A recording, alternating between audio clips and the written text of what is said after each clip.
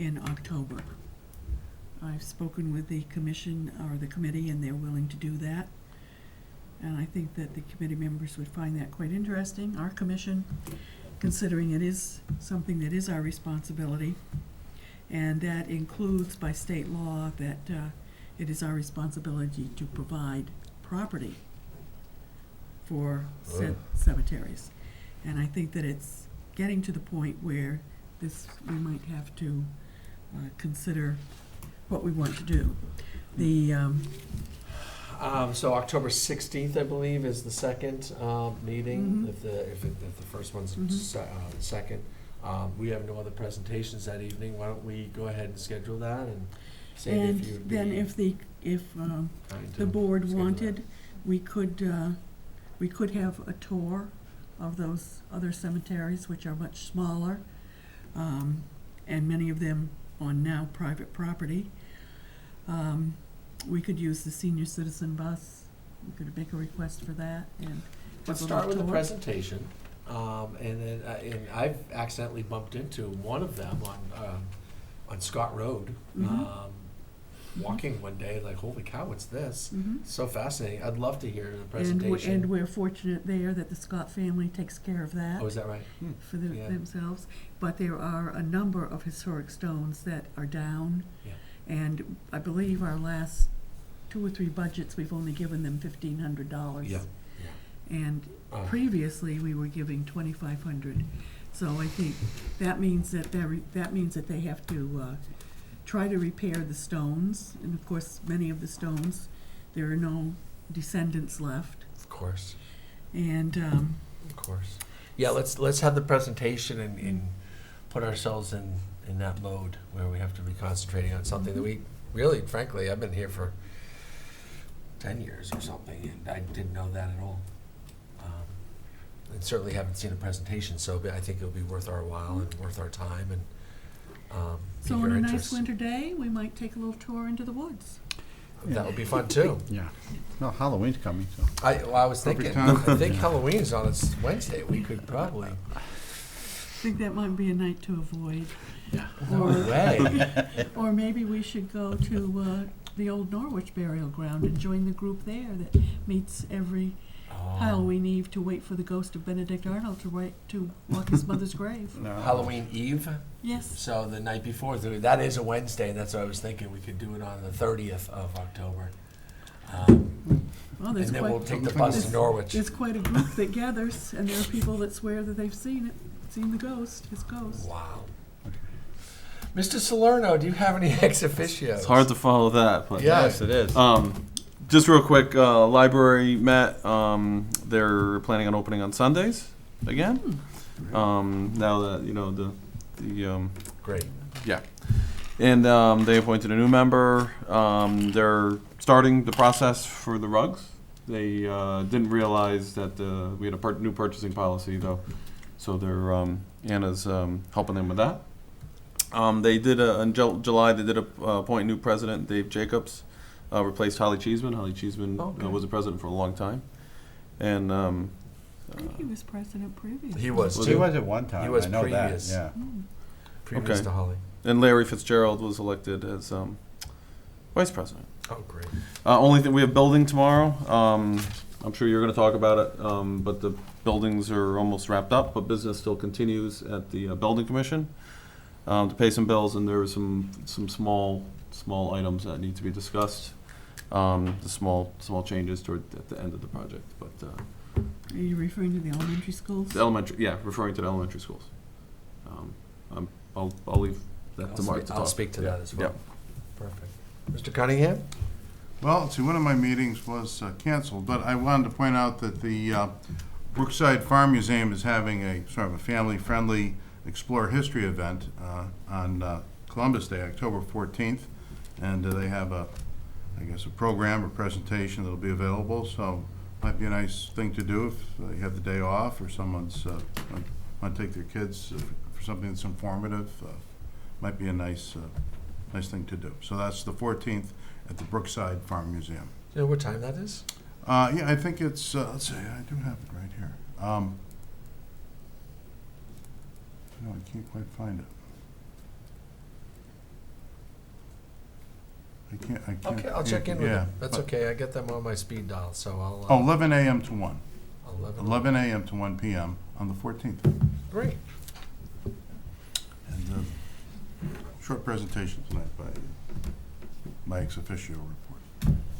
Long That's enough. it. Long enough? There we go. Mr. Daigle? I have a report from the Public Safety Building Safety Vision Committee, excuse me.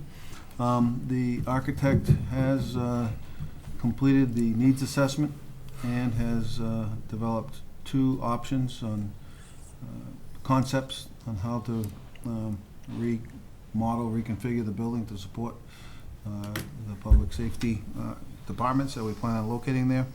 And we'll be scheduling a meeting most likely for next week to present that to the entire committee.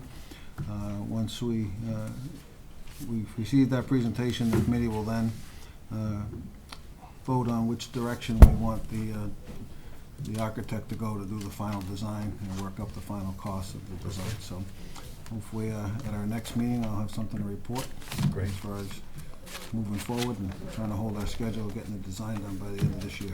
Great, thank you. Thank you. That's all I have Anything tonight. else? Okay.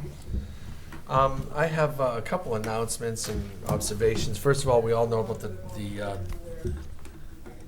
Eastern equine encephalitis threat throughout southeastern Connecticut, or Connecticut and New England as a whole. But one case with a woman who resides in East Lyme, no telling if she was bitten by a mosquito in East Lyme, but resides here anyway, and I have not got a report on her health. I think that's a private matter, but it does call to mind the need for prevention.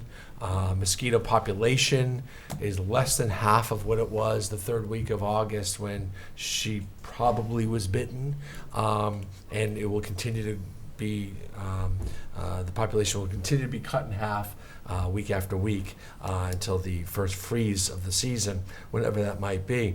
But there's still a need for protection and awareness, and we encourage all to wear long sleeves and to maybe even use DEET spray if you're so inclined.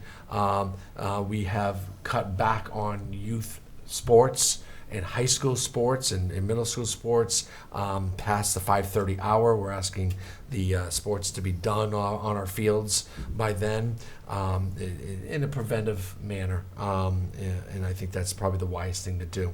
I've been talking to Steve Mansfield, our legislative health district. By the way, when it comes to things like this, thank goodness we have a regional health district who is on top of this and really can use vast resources.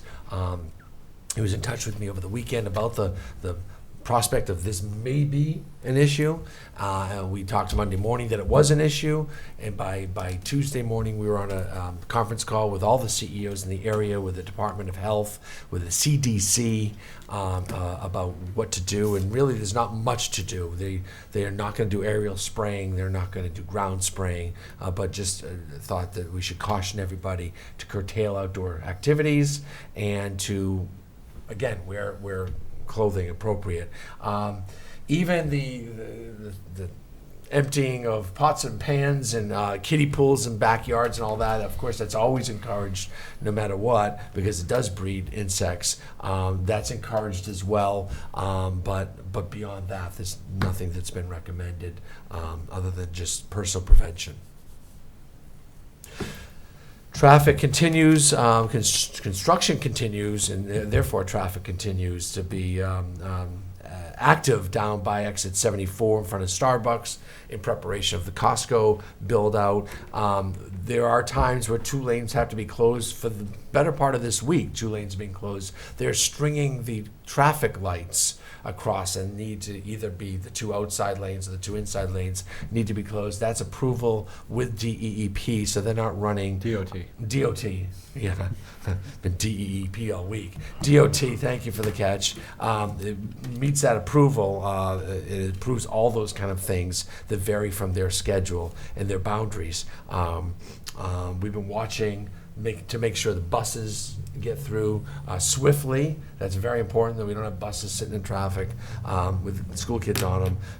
There's been enough problems with the buses, and I think the Board of Ed is handling that. I was in a very extensive COG meeting today and seat meeting. We have the census coming up, and we have to ramp up for the census. That is our responsibility as a Board of Selectmen. I'm going to a workshop at Eastern Connecticut State University. I believe it's next week on my calendar for the morning, and I'll bring back material for you all for the next meeting. But we will need to put together a committee and people to oversee to make sure that we're reaching as many people as possible, so that we can get as much federal grants as possible. And the state, of course, also relies on those numbers as well. The seat renewed their contract with First Transportation, the management group that oversees seat. We are also looking at micro transit in the area. Instead of the big buses, be more like vans. Doing set routes, but smaller, much like the 9-town transit you see on the southern edge of our town or western edge of our town. We are going to be transitioning into some of that. Some towns are experimenting with that now. Big news, Mark, Mr. Salerno alluded to it. This week marks the final week of official construction. There's some punch list items that need to be done, but we're celebrating our school construction, reconstruction, and rehab project. 3 schools going on at once, rehabbing 3 schools, spending about $36 million total over a 15-month period. While the kids were still in school, moving around, everybody staying safe, we were able to bring these schools up to a standard that is respectable and will last for generations to come. If you haven't seen the schools, they're beautiful. The last ribbon cutting is tomorrow night. That's Thursday night, 4:45 in front of Lily B. We're going to cut the last ribbon. Then we're going to walk the hallways and see the new gym and cafeterias and the schoolroom buildings and the arts and the music and all that. And there is cake available. So that might be an incentive of the selectmen to show up. There's been cake at all these events. This is, listen, I was here, some of you were here 9 years ago. The Board of Ed came in front of the Board of Selectmen and said we need new schools. It's been that long. Really 8 years ago, 9 years ago, they were talking about it, and they finally put a plan together and came to us 8 years. That was a long time to get from that conversation through the many, many variations of projects and knocking it down and trying to figure out what is best, to keeping the 3 schools that we have and doing a rehab project on them, which is, in my opinion, the best move in that we keep our neighborhood schools. There was a Samuel Smith, what do we call that, colonial days? No, it's a Revolutionary War encampment. It was Encampment done last 2 weekends ago, and that was fabulous. And last weekend was great weather. The beaches were buzzing with local activity, which is nice. It's that post-tourist thing.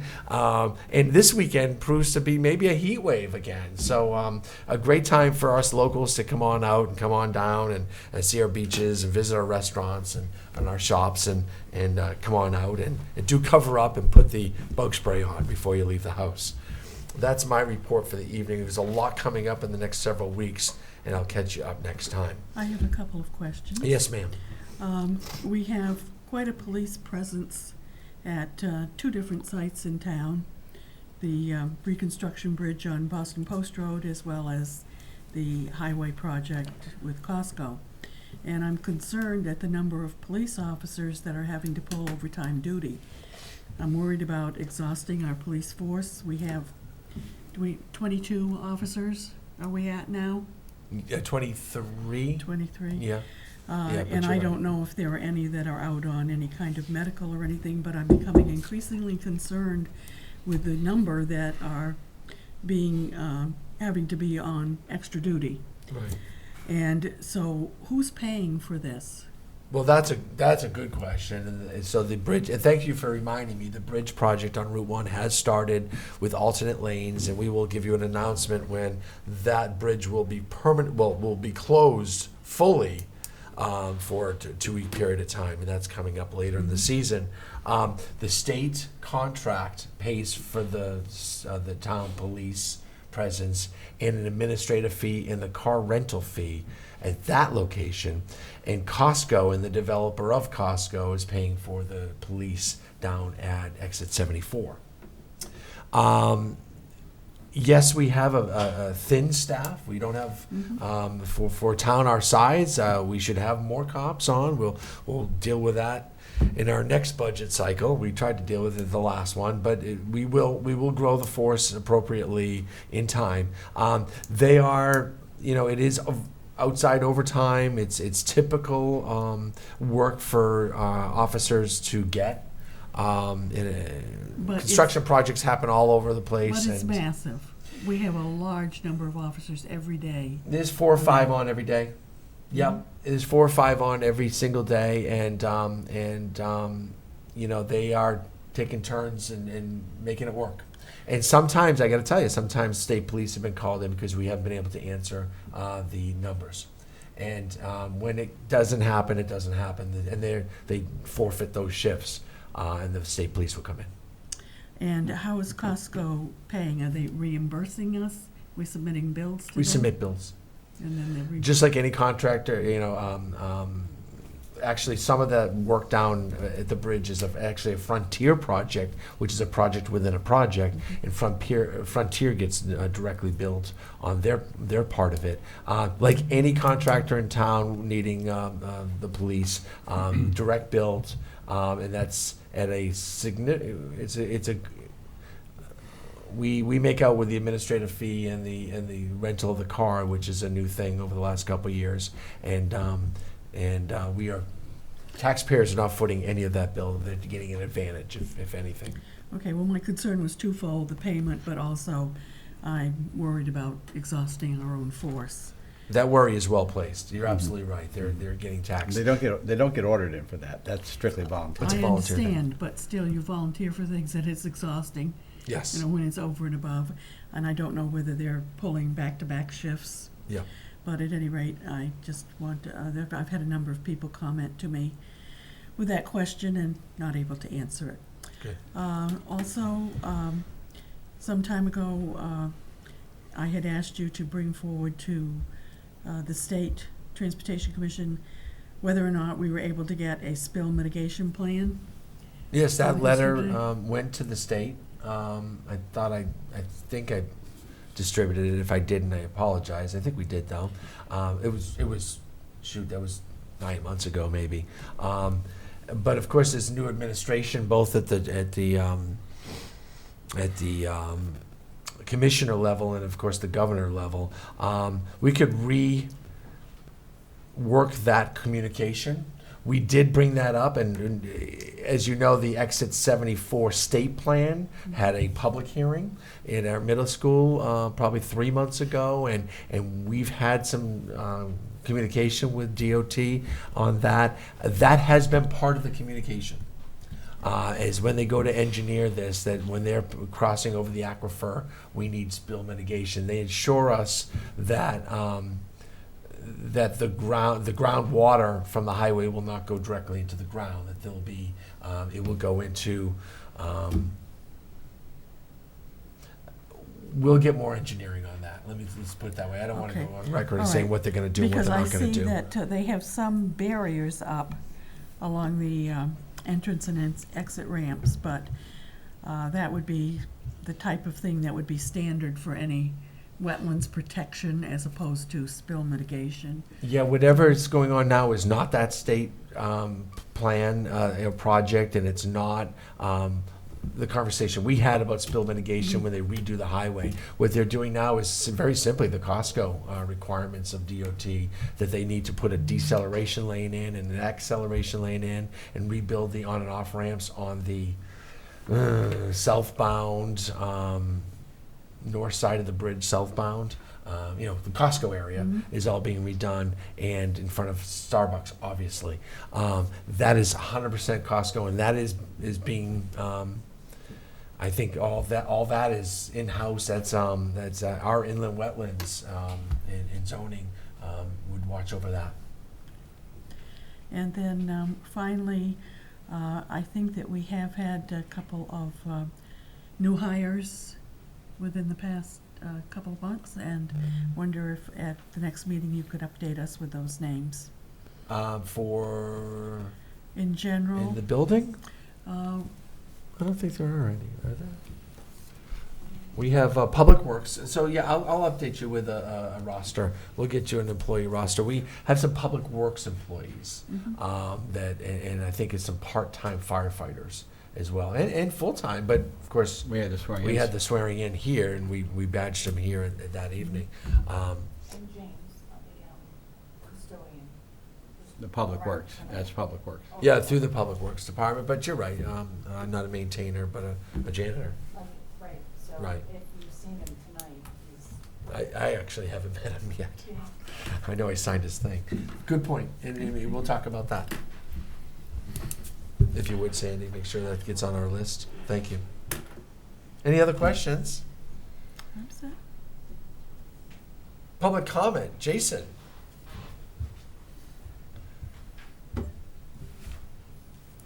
How are you today? Good. Jason Pizzoli, 21 Darrows Ridge Road. Wanted to talk to you a little bit about the process that we have down here in the building department, Ledgely Health District, planning, zoning. Every time I meet with the planning and zoning, it's an inland wetlands. It's been a very positive experience. I have some documentation in regards to really what I'm going to focus in on here is the Ledgely Health District, and I understand they've been busy recently with the Triple E, but what I'm going to present to you, and I don't expect you to read all right now, goes back about a 2-year stretch, and I've been building in the town for about, I think 17 years. I think 2002 was the first house I built, and between 2007 or 10 and 2017, things were great in regards to how fast permits were turned around, the Ledgely Health District, the manpower that they had, the ability for them to get things done. Since from today, in the past 2.5 years, it's been an extremely frustrating process for me. And I'm sure I'm not the only builder developer who's going to speak upon this, or if they do come speak upon this, they probably are more apt to say something on Facebook than necessarily come here and speak in front of you. But I do have some documentation on emails that I've sent. There's 8 pages of emails over the last 2 years, some correspondence. So at your time, read it. But basically, to make a long story short, they have a 30-day window to review per the state. It's not the technical standards, it's a state statute of some sort. And I wasn't able to dig it up tonight on such short notice. I didn't realize, I did realize we had a Board of Finance meeting, so I wanted to try to kill 2 birds with one stone, lack of a better language. But so what I'm asking for you is to look at the process in which they evaluate these plans. And you need to ask them, if it's not done in 30 days, what are the repercussions for me as a builder? I have none. They just say, I'm going to work on it. These plans, on average, between the building and the health department are taking me 3 to 4 months to get a building permit. Some of the houses that we do, especially on the building side, are very similar. They're the same house, but I added a dormer. It's not like you're taking something from completely scratch and starting all over. Now, there are some very elaborate plans that builders do turn in that take a lot of research and a lot of time to review. I understand that. But some of these plans don't. The septic system design plans, they're stamped by a professional engineer. If that fails, it's on the engineer who designed it. They went to school, they have a license. I understand that we have the Ledgely Health District to review it and to go over and to make sure everything is copacetic. But there is a lot of liability that falls on the engineer. They don't need to spend 6 to 8 hours reviewing a plan. It's a not that you know a lot about septic systems, but I'm a licensed installer. I've installed probably 100 septic systems over my years. It's a flow chart. It says what the soil density is. It says what's the depth to ledge. It talks about 10 factors, and if it's this, it's this. If the granulation is this, it's this. It's a chart. But in any case, I don't want to get into it. What I'm going to ask you is I'm going to hand you this information. I would ask that you can possibly look into a local ordinance, or I don't know how it would work from a statute perspective, but these plans should be returned within 2 weeks.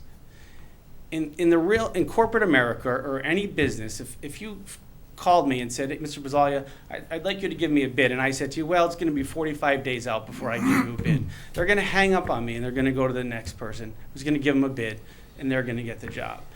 I'm completely frustrated with the whole process, and I've tried different channels. I've reached out to Mr. Mansfield. I talked to the Danielle who works here. And it just, every time I talk to somebody, they tell me that they're going to work on it, and it just is not getting any better. Okay? So I'm going to leave it at that. I'm going to hand this paperwork. Hopefully I'll see you next month, and you can give me some feedback on what is actually going to change besides it's going to get better. I want some concrete answers, if possible. I would appreciate it.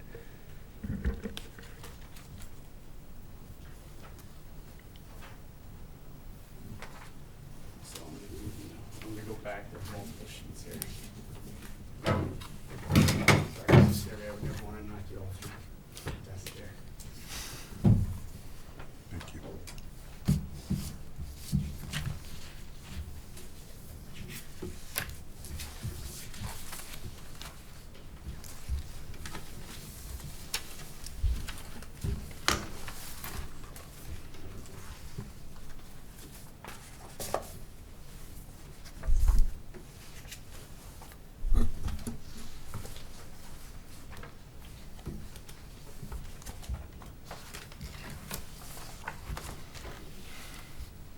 Thank you for your time. Okay. Anyone else like to speak to the Board of Selectmen this evening? Anyone else? Anyone else?